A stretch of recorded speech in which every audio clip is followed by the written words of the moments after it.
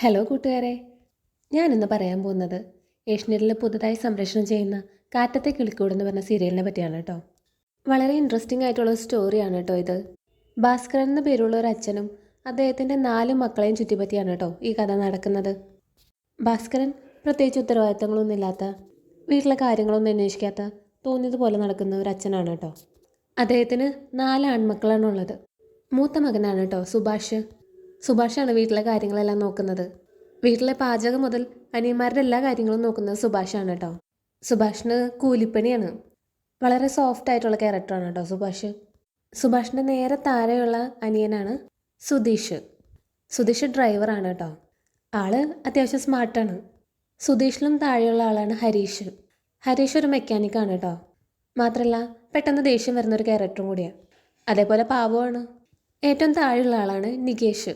Nikesh BCom second year പഠിക്കുക. അപ്പോൾ ഇവരെ ചുറ്റിപ്പറ്റിയാണ് കേട്ടോ ഈ കഥ നടക്കുന്നത്. സുഭാഷ് ഒരുപാട് പെണ്ണ് കാണാൻ പോകുന്നുണ്ടെങ്കിലും ഒന്നും ശരിയാവുന്നില്ല കേട്ടോ. 5 ആണുങ്ങളുള്ള വീട്ടിലേക്ക് പെണ്ണ് കൊടുക്കാനായിട്ട് ആരും തയ്യാറാവുന്നില്ല. മാത്രമല്ല ഇവരെ പറ്റി അന്വേഷിക്കുമ്പോൾ ഇവരുടെ അച്ഛൻ പണ്ട് അമ്മയെ കൊന്ന കേസിൽ ജയിലിൽ പോയിട്ടുള്ള ആളാണ്. പിന്നീട് അയാൾ വേറൊരു പെണ്ണിനെ വിവാഹം കഴിച്ചെങ്കിലും ആ പെണ്ണും ഇവിടെ ഇല്ല. മാത്രമല്ല അയാൾ അയാളുടെ ചേട്ടനും പെങ്ങളൊക്കെ ആയിട്ട് വഴക്കിലാണ്. അപ്പോൾ സ്വത്ത് തർക്കമുണ്ട്. അതുകൊണ്ട് തന്നെ സുഭാഷിൻ്റെ കല്യാണാലോചനകളൊക്കെ മുടങ്ങി പോവാണ് കേട്ടോ. ഇതിനിടയിൽ നിധി എന്ന് പറയുന്ന ഒരു പെൺകുട്ടീനെ കാണിക്കുന്നുണ്ട്. ആള് ആർക്കിടെക്റ്റാണ്, ഗോൾഡ് മെഡലിസ്റ്റൊക്കെയാണ്. മാത്രമല്ല നല്ല റിച്ച് ആയിട്ടുള്ള ഫാമിലിയിലെ പെൺകുട്ടിയാണ് കേട്ടോ. ഇതേ സമയം നിധിയുടെ വീട്ടിലും കല്യാണം ആലോചിക്കുന്നുണ്ട്. നിധിക്കാണെങ്കിൽ കല്യാണത്തിനോടൊന്നും വലിയ താല്പര്യമില്ല. ആൾക്ക് ഹയർ സ്റ്റഡീസ് പോകണം, സ്വന്തമായിട്ടൊരു കമ്പനി ഉണ്ടാക്കണം, അങ്ങനെയൊക്കെയാണ് കേട്ടോ. പക്ഷേ അച്ഛനമ്മയൊക്കെ നിർബന്ധിക്കുമ്പോൾ നിധി കല്യാണത്തിന് സമ്മതിക്കുന്നുണ്ട്.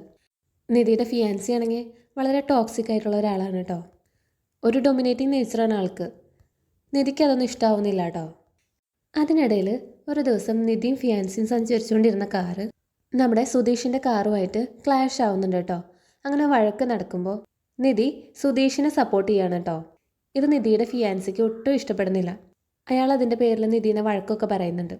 അപ്പോൾ നിധി ആണെങ്കിൽ ഈ പ്രപ്പോസലായിട്ട് മുന്നോട്ട് പോകണോ വേണ്ടയോ എന്നൊക്കെ കൺഫ്യൂസ്ഡ് ആയിട്ടിരിക്കുകയാണ് കേട്ടോ.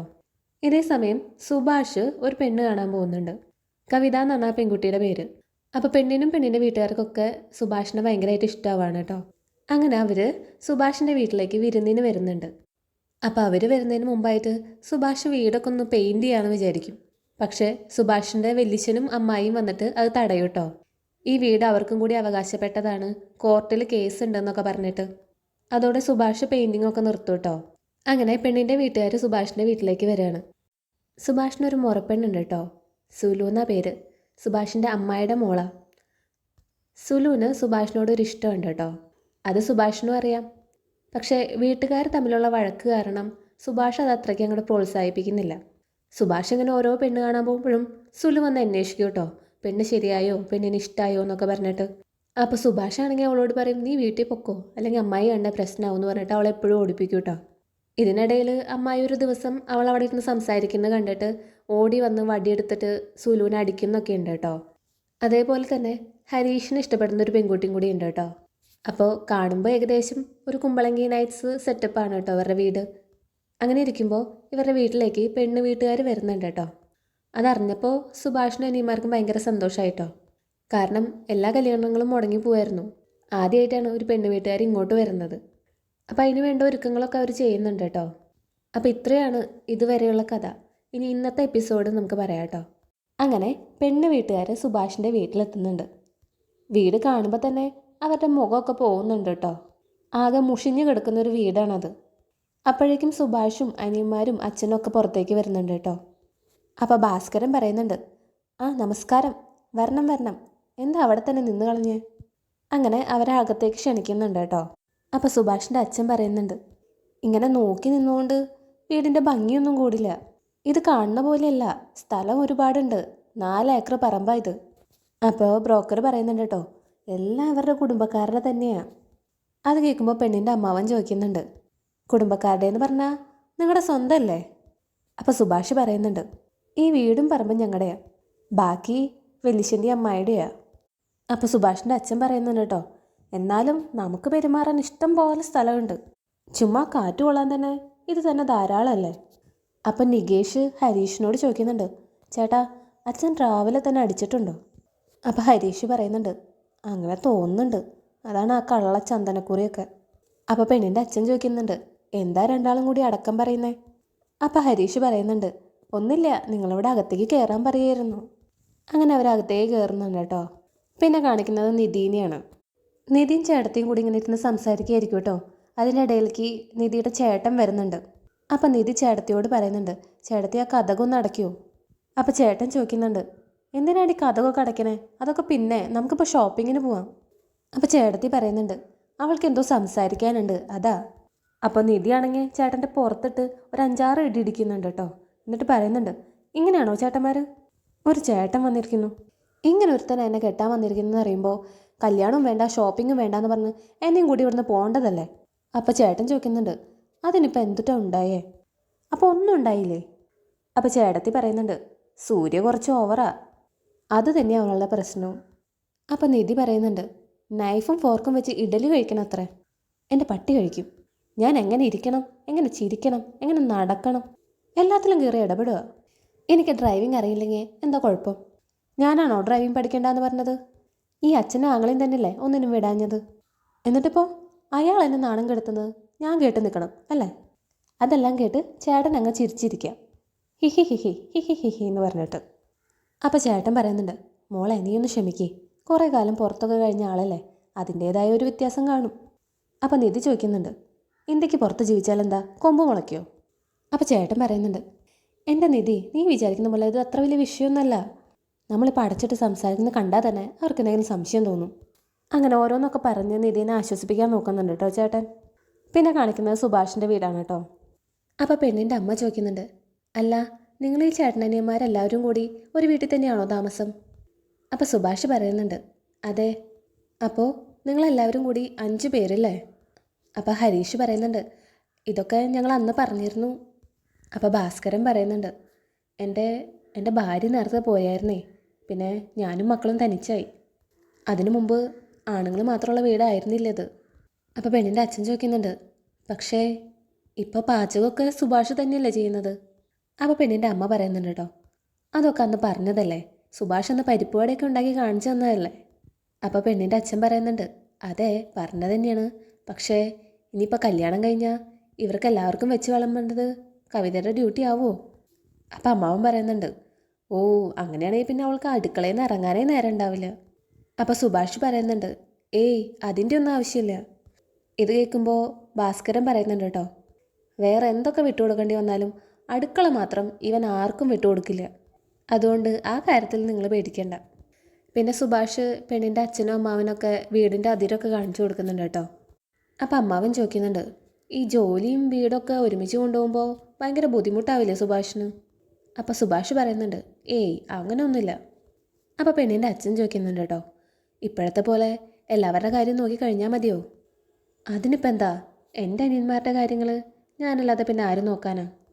അപ്പോൾ പെണ്ണിൻ്റെ അച്ഛൻ പറയുന്നുണ്ട്, സുഭാഷേ പറയുന്നത് തെറ്റായി എടുക്കരുത്. സുഭാഷിനെ ഞങ്ങൾക്ക് എല്ലാവർക്കും ഇഷ്ടമായി, പക്ഷേ ഒരു പെൺകുട്ടിയുടെ അച്ഛൻ്റെ ഭാഗത്തു നിന്നാണ് ഞാനിപ്പോൾ സംസാരിക്കുന്നത്. 5 ആണുങ്ങൾ മാത്രമുള്ള വീട്ടിലേക്ക് ഒരു പെൺകുട്ടീനെ അയക്കുന്നതിന് മുമ്പ് ഒന്ന് ആലോചിക്കണമല്ലോ. അനിയന്മാരെ നോക്കുന്നതൊക്കെ നല്ല കാര്യം തന്നെയാണ്, പക്ഷേ അതിങ്ങനെ കൂടെ നിന്നിട്ട് വേണമെന്നില്ലല്ലോ, മാറി നിന്നാലും നോക്കാമല്ലോ അല്ലേ? വേറൊന്നല്ല, കല്യാണം കഴിഞ്ഞാൽ നിങ്ങൾക്ക് രണ്ടാൾക്കും അടുത്ത് തന്നെ വേറൊരു വീടെടുത്ത് താമസിക്കാമല്ലോ. അവരൊക്കെ ഇവിടെ തന്നെ കഴിഞ്ഞോട്ടെ, ഇടയ്ക്ക് വന്ന് കാണുകയും ചെയ്യാമല്ലോ അല്ലേ? അനിയന്മാരെ നോക്കാൻ അച്ഛനുണ്ടല്ലോ ഇവിടെ, എന്തേ അതല്ലേ നല്ലത്? അപ്പോൾ സുഭാഷ് പറയുന്നുണ്ട്, നിങ്ങളുടെ ടെൻഷനൊക്കെ എനിക്ക് മനസ്സിലാവും, പക്ഷേ ഈ വീടും എൻ്റെ അനിയന്മാരെയും നിന്ന് വിട്ടിട്ട് ഞാൻ എങ്ങോട്ടും പോകാൻ പോകുന്നില്ല. എനിക്ക് ഒറ്റയ്ക്കായിട്ടൊരു ജീവിതം അത് ഇതുവരെ ഞാൻ ആലോചിച്ചിട്ടില്ല, ഇനിയും അങ്ങനെ ഉണ്ടാവില്ല. അപ്പോൾ പെണ്ണിൻ്റെ അമ്മാവും പറയുന്നുണ്ട്, ഞങ്ങൾ മാത്രമല്ല വേറെ ഏത് പെണ്ണിൻ്റെ വീട്ടുകാരായാലും ഇങ്ങനെ ആലോചിക്കൂ. അപ്പോൾ സുഭാഷ് പറയുന്നുണ്ട്, അയ്യോ അതിന് നിങ്ങളുടെ ഭാഗത്ത് തെറ്റൊന്നുമില്ല, നിങ്ങൾ പറഞ്ഞത് ശരിയാ, പക്ഷേ എനിക്ക് എൻ്റെ ശരികളും പ്രധാനമല്ലേ? നിങ്ങൾ വന്നപ്പോൾ കണ്ട ഏറ്റവും താഴെയുള്ള അനിയനില്ലേ നികേഷ്, അവനും ഞാനും തമ്മിൽ 12 വയസ്സിൻ്റെ വ്യത്യാസമുണ്ട്. അച്ഛൻ്റെ സ്ഥാനത്തായിരുന്നു ഞാൻ ചെറുപ്പം മുതലേ. ചില ദിവസങ്ങളിൽ ഞാൻ അടുത്ത് ചെന്ന് കിടന്നില്ലെങ്കിലേ ചെറുക്കന് ഉറക്കം വരെ വരത്തില്ല. ക്ഷമിക്കണം, അവരെ ഉപേക്ഷിച്ചാലേ എനിക്കൊരു ജീവിതം കിട്ടുമെന്നുണ്ടെങ്കിൽ എനിക്ക് ആ ജീവിതം വേണ്ട സർ. അങ്ങനെ പറഞ്ഞ് സുഭാഷ് പോകുന്നുണ്ട് കേട്ടോ. പിന്നെ കാണിക്കുന്നത് നിധീനെയാണ്. അവരാണെങ്കിൽ വെഡ്ഡിങ് പർച്ചേസിനായിട്ട് പോവുകയാണ് കേട്ടോ ടെക്സ്റ്റൈൽസിലേക്ക്. അപ്പോൾ ചേട്ടത്തി നിധിയോട് പറയുന്നുണ്ട്, ടെക്സ്റ്റൈൽ ഷോപ്പിൽ വെച്ചിട്ട് എങ്ങനെ പെരുമാറുന്നതെന്ന് നോക്കാമല്ലോ നമുക്ക്. അങ്ങനെ പറഞ്ഞ് സമ്മതിപ്പിച്ച് നിധിയെയും കൊണ്ട് പോകുന്നുണ്ട് കേട്ടോ ടെക്സ്റ്റൈൽസിലേക്ക്. അപ്പോൾ അവരുടെ ഡ്രൈവറായിട്ട് വരുന്നത് സുധീഷാണ് കേട്ടോ. സുധീഷിന് നിധിയുടെ ചേട്ടനെ മുന്നേ പരിചയമുണ്ട്. അങ്ങനെയാണ് കേട്ടോ ഡ്രൈവറായിട്ട് വിളിക്കുന്നത്. സുധീഷിനാണെങ്കിൽ അന്ന് നിധി സപ്പോർട്ട് ചെയ്ത് പറഞ്ഞുകൊണ്ട് തന്നെ നിധിയോട് ചെറിയൊരു ഇഷ്ടമൊക്കെ തോന്നി തുടങ്ങിയിട്ടുണ്ട് കേട്ടോ. അങ്ങനെ എല്ലാവരും കാറേ കയറുന്നുണ്ട്.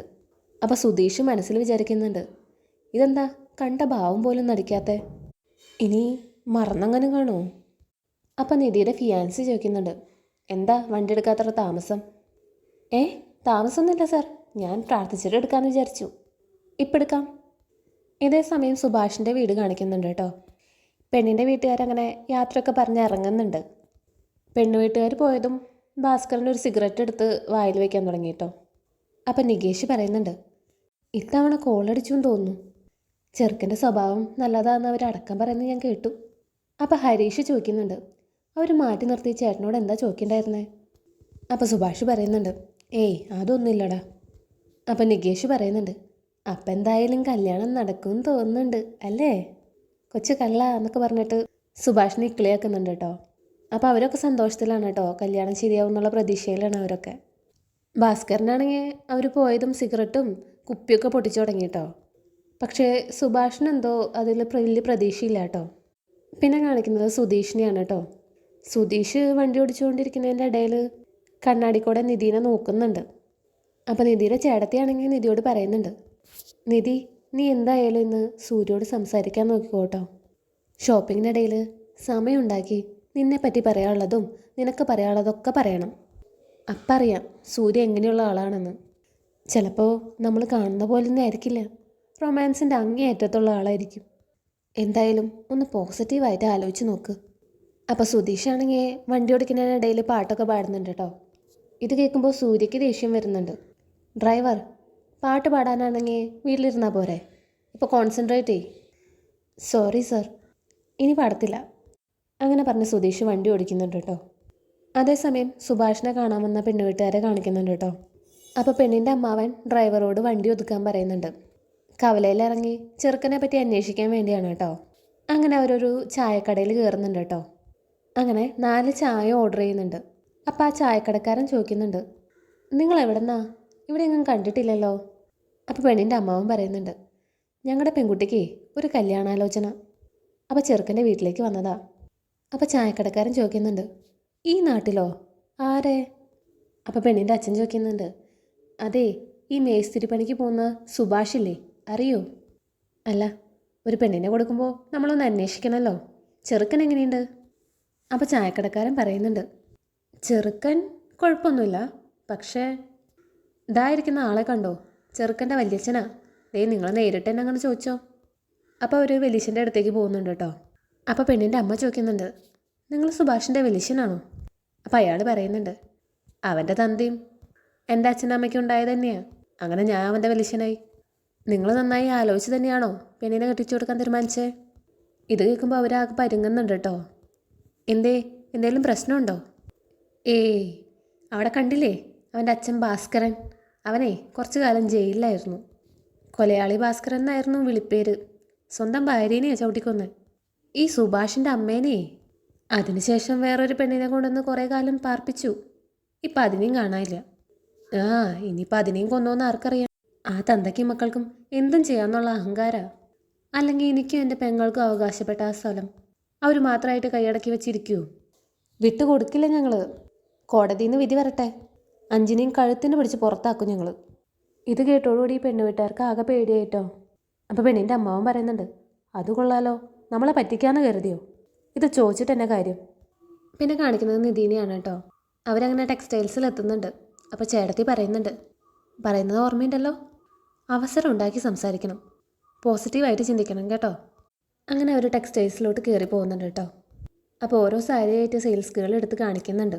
അങ്ങനെ ഒരു സാരി എടുത്ത് നിധിയുടെ മേത്ത് വെച്ച് നോക്കുന്നുണ്ട് കേട്ടോ സൂര്യയുടെ അമ്മ. എന്നിട്ട് സൂര്യയോട് ചോദിക്കുന്നുണ്ട്, മോനെ എങ്ങനെയുണ്ട് ഇത്? അപ്പോൾ സൂര്യയാണെങ്കിൽ സെയിൽസ് ഗേളിനോട് ചോദിക്കുന്നുണ്ട്, ഈ സാരിക്ക് എത്രയാ? 40,000 രൂപ. എന്താ അമ്മേ ഇത്? കല്യാണ സാരി മിനിമം 1,00,000 നിന്നെങ്കിലും തുടങ്ങണ്ടേ? സോറി മോനെ, അപ്പം നമുക്ക് അപ്പുറത്തെ സെക്ഷനിലോട്ട് പോവാം. അങ്ങനെ പറഞ്ഞ് അവർ വേറെ സെക്ഷനിലേക്ക് പോകുന്നുണ്ട് കേട്ടോ. അപ്പം ചേട്ടത്തി നിധിയോട് പറയുന്നുണ്ട്, കണ്ടില്ലേ, ചെറുക്കന് നിന്നോട് സ്നേഹമൊക്കെ ഉണ്ട്. അങ്ങനെ അവർ വില കൂടിയ സാരികൾ നോക്കുന്നുണ്ട് കേട്ടോ. സൂര്യയുടെ അമ്മയാണെങ്കിൽ ഒരു മഞ്ഞ സാരി എടുത്ത് നിധിയുടെ മേത്ത് വെച്ച് നോക്കുന്നുണ്ട് കേട്ടോ. ഇത് കൊള്ളാമല്ലേ? അപ്പോൾ നിധിയാണെങ്കിൽ ചേട്ടത്തിയുടെ മുഖത്തോട്ട് നോക്കുന്നുണ്ട് കേട്ടോ. അപ്പോൾ ചേട്ടത്തി പറയുന്നുണ്ട്, നിനക്ക് ഏതാ ഇഷ്ടപ്പെട്ടേന്ന് നോക്ക്. അപ്പോൾ നിധി വേറൊരു സാരി എടുക്കുന്നുണ്ട് കേട്ടോ. ഇത് കൊള്ളാമല്ലേ? അപ്പോൾ സൂര്യയുടെ അമ്മ പറയുന്നുണ്ട്, അയ്യോ ഇതൊന്നിനും കൊള്ളത്തില്ല. ഫോട്ടോ എടുക്കുമ്പോഴേ നല്ല വെട്ടി തിളങ്ങി നിൽക്കണം, അതിന് ഇതാ നല്ലത് എന്ന് പറഞ്ഞിട്ട് നേരത്തെ മഞ്ഞ സാരി എടുത്ത് കാണിക്കുന്നുണ്ട് കേട്ടോ. എന്നിട്ട് സൂര്യയോട് പറയുന്നുണ്ട്, ഇത് പോരെ സൂര്യ? അപ്പോൾ സൂര്യ നോക്കുന്നുണ്ട് കേട്ടോ. അമ്മയെടുത്ത സാരി നോക്കുന്നുണ്ട്, നിധി എടുത്തതും നോക്കുന്നുണ്ട്. എന്നിട്ട് പറയുന്നുണ്ട്, നിധി എടുത്ത സാരി തന്നെയാണ് നല്ലത്, ഇത് പാക്ക് ചെയ്തോളൂ. ഇത് കേൾക്കുമ്പോൾ നിധിക്ക് സന്തോഷമാവാണ് കേട്ടോ. അപ്പോൾ ചേട്ടത്തി നിധിയോട് പറയുന്നുണ്ട് കേട്ടോ, ഇപ്പം കണ്ടില്ലേ, സൂര്യയുടെ അമ്മയ്ക്ക് ഇഷ്ടപ്പെട്ടതല്ലല്ലോ സൂര്യ എടുത്തത്, നിനക്ക് ഇഷ്ടപ്പെട്ടതല്ലേ? അത് നിന്നോട് ഇഷ്ടമുള്ളത് കൊണ്ടല്ലേ? എന്നിട്ട് നീ എന്താ ഇപ്പോഴും ഒരു സന്തോഷമില്ലാത്ത പോലെ? അപ്പം നിധി പറയുന്നുണ്ട്, കാണിച്ചതിൽ എനിക്കിഷ്ടമായത് ഞാൻ പറഞ്ഞു എന്നേ ഉള്ളൂ, അതിനർത്ഥം ഞാനത് ആഗ്രഹിച്ചിരുന്നു എന്നല്ല. കല്യാണത്തെ പറ്റി പറയുമ്പോൾ ചിലവാക്കിയ കണക്ക് കൂടുതൽ പറയുന്നതും ചിലർക്കൊരു അഭിമാനമാണ്. അപ്പം ചേട്ടത്തി പറയുന്നുണ്ട്, നീ എന്തിനാ ആവശ്യമില്ലാത്ത കാര്യമൊക്കെ ആലോചിച്ച് കൂട്ടുന്നത്? ആദ്യം സൂര്യോടൊന്ന് സംസാരിക്കേ, നിൻ്റെ പ്രശ്നം അപ്പം തീരും, എനിക്ക് ഉറപ്പാ. അങ്ങനെ നിധിനെയും കൂട്ടി ചേട്ടത്തി പോകുന്നുണ്ട് കേട്ടോ ബാക്കി പർച്ചേസിന്. പിന്നെ കാണിക്കുന്നത് സുഭാഷിൻ്റെ വീടാണ്. സുഭാഷ് അങ്ങനെ ജോലിക്ക് പോകാൻ ഇറങ്ങാണ് കേട്ടോ. കൂടെ ഹരീഷും ഉണ്ട്. ആ സമയം പെണ്ണിൻ്റെ വീട്ടുകാർ തിരിച്ചു വരുന്നുണ്ട് കേട്ടോ. അപ്പോൾ പെണ്ണിൻ്റെ അമ്മ കാറിൽ നിന്ന് ഇറങ്ങി വന്ന് ചോദിക്കുന്നുണ്ട് കേട്ടോ സുഭാഷിനോട്. സംസാരമൊക്കെ കേട്ടപ്പോൾ ഞങ്ങൾ വിചാരിച്ചു കാശിന് ഇത്തിരി കുറവുണ്ടെങ്കിലും തങ്കപ്പെട്ട മനുഷ്യരാണെന്ന്. നാട്ടുകാരോട് ചോദിക്കാൻ തോന്നിയതേ ഞങ്ങളുടെ ഭാഗ്യം. അപ്പം അമ്മാവൻ പറയുന്നുണ്ട്, സ്വന്തം വല്യശ്യം പോലും ഇങ്ങനെ പറയണമെന്നുണ്ടെങ്കിലേ പിന്നെ നാട്ടുകാരോട് വേറെ ചോദിക്കേണ്ട ആവശ്യമില്ലല്ലോ. അപ്പോൾ പെണ്ണിൻ്റെ അച്ഛൻ ചോദിക്കുന്നുണ്ട്, അമ്മ മരിച്ചു പോയെന്നല്ലേ പറഞ്ഞത്, അതോ നിങ്ങളുടെ അച്ഛൻ ചവിട്ടിക്കൊന്നതോ? അല്ല, ജയിലിൽ നിന്ന് വന്നപ്പോൾ വേറൊരു സ്ത്രീയെ കല്യാണം കഴിച്ചു എന്ന് കേട്ടു, അവരവിടെ പോയി. അപ്പോൾ സുഭാഷും ഹരീഷും ഒന്നും മിണ്ടാതെ നിൽക്കുകയാണ് കേട്ടോ. അവർക്ക് എന്താ മറുപടി പറയേണ്ടതെന്ന് അറിയുന്നില്ല. അപ്പോൾ പെണ്ണിൻ്റെ അമ്മാവൻ ചോദിക്കുന്നുണ്ട്, ആളുകളെ പറ്റിച്ച് കല്യാണം നടത്താമെന്ന് വിചാരിച്ചോ നിങ്ങൾ?